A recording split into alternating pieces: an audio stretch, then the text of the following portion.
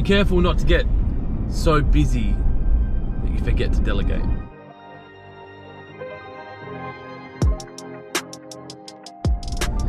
Good morning and welcome to In the Car with Clint.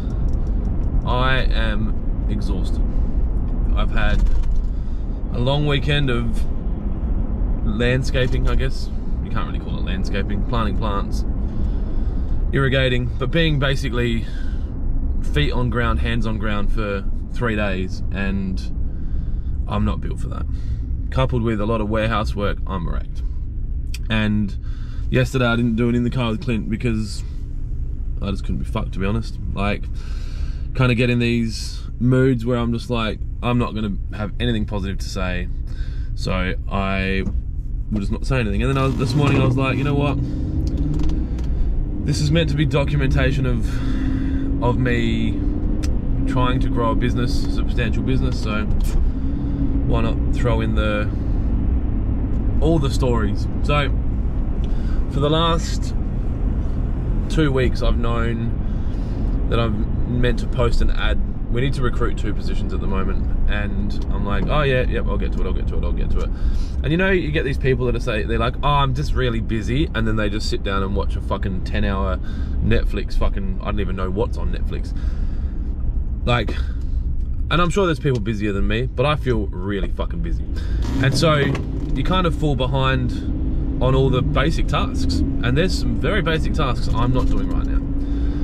And it's because I wake up, like legitimately have a shower, get dressed, and just drive, and then go work for 12 hours or whatever it is, and then go home. And I'm not looking for anyone to send me fucking flowers or like start crying on my behalf. Like, it's the life I choose, but sometimes it's a challenge.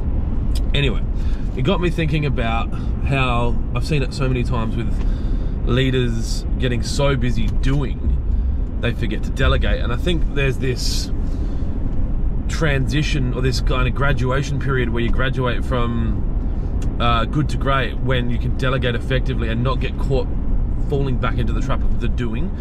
And the doing's important, and you know, my plan was to help out in the warehouse for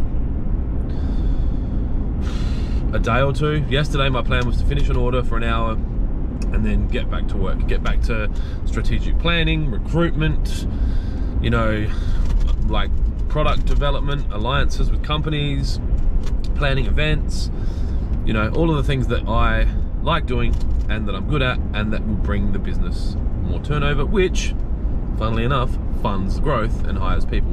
But when you've got all these urgent things in front of you, you tend to not stop and go, all right, let's just give this 10 minutes, right? You can find 10 minutes and sit down and write down all the things that someone else can do, and then delegate them. And it's a skill set that people just don't have. Like, it's a learned thing. You have to really learn how to do it. Because I worry about, you know, oh, the other people are busy or blah blah blah. Ultimately, none of them, barring some of them, are as busy as me, and there's always time. And I know this because I will walk past them and they will be surfing the internet during work for personal reasons, or they will be, you know, doing things that aren't really like directly tied. Like, they're doing tasks that aren't relevant for what we're trying to do. And so this is just a reminder to me more than anyone, but you know, if it helps out you, to delegate. Because if you're busy doing the tasks, who's driving the ship? And if no one's driving the ship, where's the next iceberg? Because you want to be big like the Titanic. I don't even think it was that big. This isn't really working. But you don't want to sink like the Titanic. So be careful not to get too busy that you're not delegating. That is my In the Car with Clint for today. Have a wonderful day. Be kind to each other. Be kind to yourself. I should probably be kind to myself. And I'll see you later. And also, I'm fine. Like, it's all good. I'm just tired.